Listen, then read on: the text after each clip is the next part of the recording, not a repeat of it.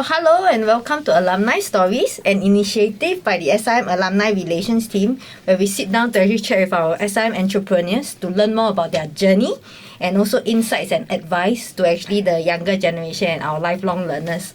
So I'm Jia Ying, your host today, right? And we are actually having a chat with Kate and Darryl, who are actually our RMIT alumni and our co-founder of Daisy Accounting, right? An accounting firm focused on making AI accounting accessible and affordable for SMEs.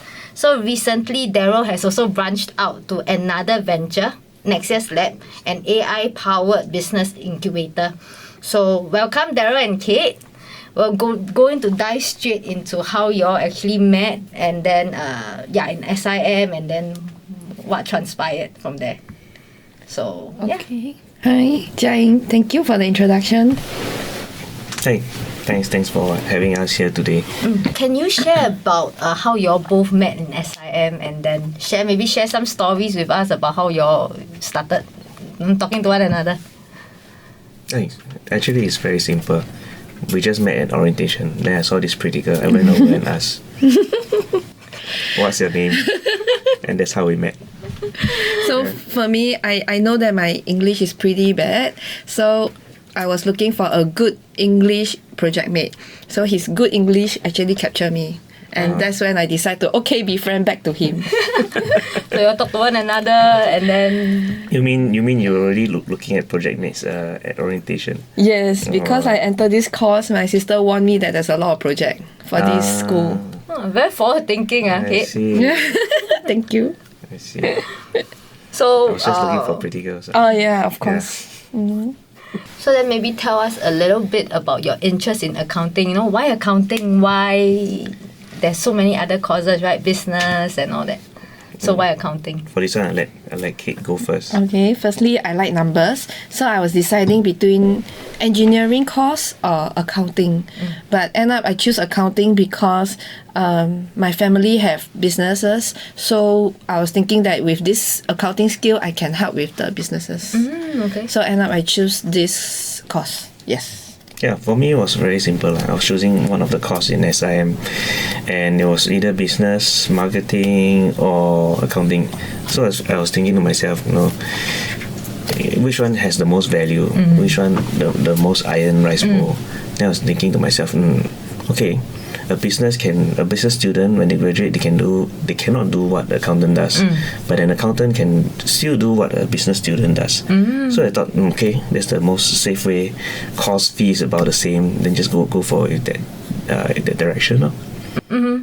So you all graduated, and then you all straight away started Daisy Accounting, or how was the journey like for you all? For me, it was I went to a mid-tier firm. I stayed there for 4 years doing external audit. Yeah, then after that, I got sick of it. And one day she called me at the end of 4 years. And at that point, I was, okay, sure, why not? Let's do something together. Yeah, that's how and after elimination of many business ideas, and then accountancy was simply low-hanging fruit for us. So we already had the skill sets. It's just how we can monetize it. Yes. So for my side, it's the same. So I graduated, and then I was employed in a mid-tier firm.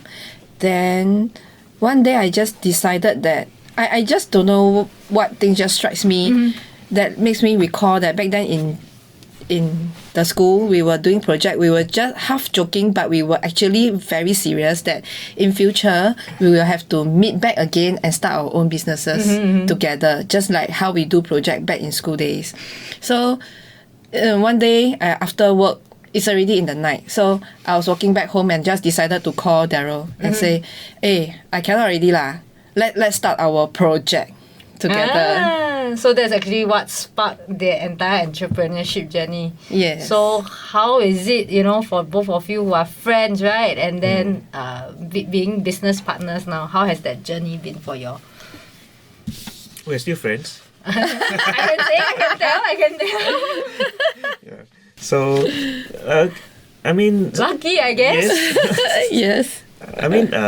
Actually, is no mean feat lah, for sure. Because in even working together or any kind of relationship, if you give enough time, it will test the relationship. Yeah, sure. So we actually took it step by step. With each test, we try to approach it pragmatically, and also like we ask ourselves what is our goal in life. So if we can have the same goal in life, and then we will have similar guiding principles. And if we have similar guiding principles, we can actually always come to a consensus on most matters. So that's how we kind of maintain our relationship all these years, and still going strong. Yes. So, in my opinion, I feel that I'm very lucky to have Darryl as my business partner, because as a girl, I'm very short-tempered, and then anxiety issues. But he can always be there to listen and calm me down and tell me breathe. Then I was thinking that if today I'm with another friend, I don't think that friend can tahan me for so long and will be able to hold me down this well. I guess that 默契 started when you all were doing project. So which project was it that actually sparked this entire journey? I think I'll let Kate go first. Okay, I would think that it's forensic accounting, the project where we have to choose one of the model to talk about the model of prevention or deterrent. So there's this particular model called forensic pyramid. So it's three angles. Fraud triangle. Okay. And this Darryl must always have some extra thing to be above the edge of everyone, and he come up with diamond with 4 angles, have to come up with 1 extra angle. And then he say, because everybody know the pyramid triangle, nobody know diamond, so we have a advantage. Okay, fine. Yeah, so what did we get? We got high distinction, right? Yeah, we always get distinction for our projects. Maybe I want to answer the question about which project. Oh, yes. Actually, I don't have a particular project, but I think it's the same as in with life, right? When we do something, right, we always need a company. We need a company, and Kate just fit right into that. Yeah. So the thing is, of course, I can do a project by myself, but it's no fun without any company, and it's going to be very hard, very difficult. I think it flows to even when we first start our company. Of course, I have the competency set to start my own company, but then it's going to be very hard if I don't have a partner. And I think we can and that right actually help me to ensure that our success in business all these years. And actually, fun fact is a lot of solopreneurs. There are a lot of solopreneurs out there, right? Yes. That did not start off as solopreneurs. They start off with some kind of partnership, and then after that they broke it off. And then when they look at us, they're always thinking, "Hey, how did they do it? How did they sustain this partnership?" They always ask us this question. So, and actually, there's no secret sauce to it. It's consistency, and it's always aligning your life objectives and goals. Yeah, correct. So I think it's been since RMIT projects, and then how long has this firm gone? I mean, since the beginning. 8 years. 8 years now? Yeah. Yes, 8 years now. So Yeah. throughout these 8 years, right, is there any point where you all had any disagreement over ideas, and how do you all, mitigate, maybe give some tips, because like you say, it's pretty much like a project, right? Not? So how do you all mitigate any disagreements?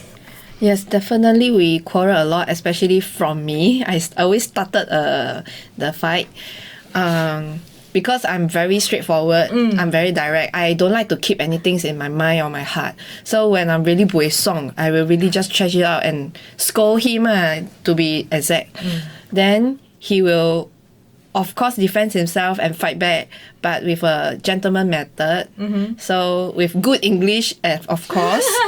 Then Back to the good English. then I'll be very stubborn, and he insists to calm me down and ask me to breathe and all this. Then so my advice is, don't avoid quarrel and argument. It's a must. So people think that no, partnership cannot quarrel, later break up. No lah, you never quarrel, then we'll break up. Have to quarrel, have to trash things out. Then slowly we understand that, oh, what he actually like. Then I slowly understand. He also understand what I actually like. Then we try to work things out for each other to be able to work together. So quarrel is a must. Cannot avoid. I agree. So if you can see, actually, I think the rate of quarreling, if you actually plot in the graph, right, actually it's coming down lah. Okay. So it's a good thing. Yeah. So basically, we're reaching a more of a state of equilibrium where we don't have to quarrel, but we still can get things done lah.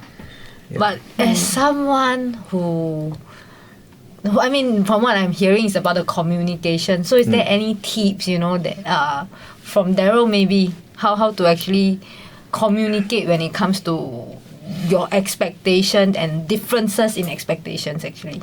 Differences in expectations maybe comes in the form of like different level of customer service.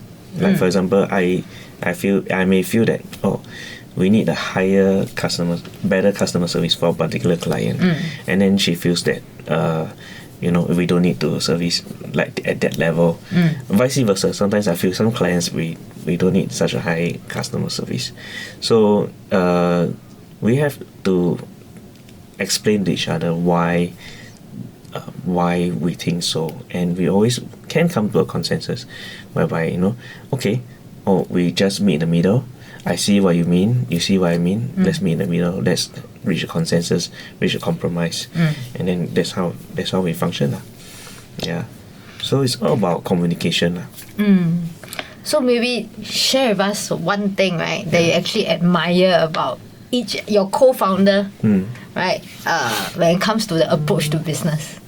I like that she's very detailed, very hardworking.